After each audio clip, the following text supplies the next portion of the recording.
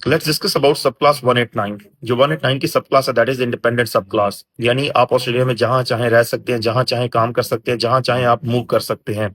आपकी basically permanent residence होती है, पीआर होती है, और आपको 3 to 3.5 ईयर्स के बाद you are basically eligible for passport. इसमें आपकी 5 सालों में 3 से 3.5 साल रहने की कंडीशन होती है। आपने ऑस्ट्रेलिया रहना होता है, चाहे वो 6 6 महीने करके रहें, या चाहे आप इकट्ठा 3 साल रहें या 3.5 साल रहें, या आप साल रहें और साल पाकिस्तान मूव कर जाएं, ये आप पे डिपेंड करता है। लेकिन आपने 5 सालों में 3 से 3.5 साल की लिविंग कंडीशन आपने करनी है।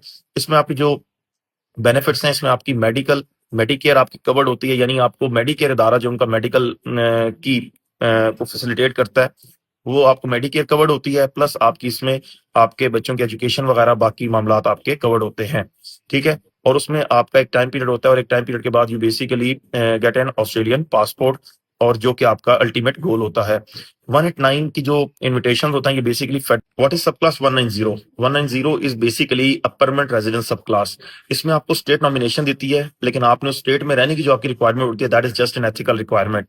फॉर इंस्टेंस आपको नॉमिनेशन दी है 190 की एनएसडब्ल्यू ने, न्यू साउथ वेल्स ने, और आप फॉर इंस्टेंस 190 एनएसडब्ल्यू में आपको नॉमिनेशन मिल जाती है, but you don't want to live in NSW.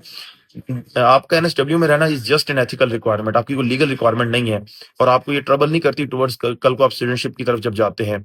So on 190 living in a state is just an ethical requirement, और आपकी जस्ट एथिकल रिक्वायरमेंट होती है। 190 परमानेंट रेजिडेंस होती है, 3 साल का टाइम पीरियड होता है आपके पास, अराउंड 3 to 3.5 ईयर्स, ठीक है। उसके बाद आप अप्लाई कर सकते हैं सिटीजनशिप के लिए।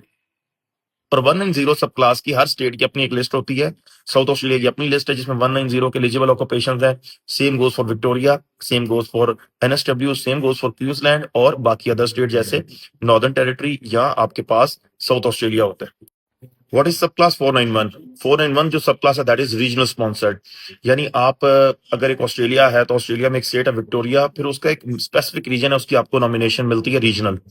लेकिन इसमें एक हम देखते जाएं कि जो रीजनल रिक्वायरमेंट होती है, फॉर इंस्टेंस अगर आपको 491 की नॉमिनेशन विक्टोरिया ने दी है और आप विक्टोरिया के रीजनल एरिया में नहीं रहना चाहते, you can live in another states regional area, यानी आप किसी भी स्टेट्स के, यानी अगर आपको विक्टोरिया की 491 की रीजनल नॉमिनेशन मिली है 491 की, you can move to NSW, New South Wales के रीजनल एरिया में मूव कर सकते हैं।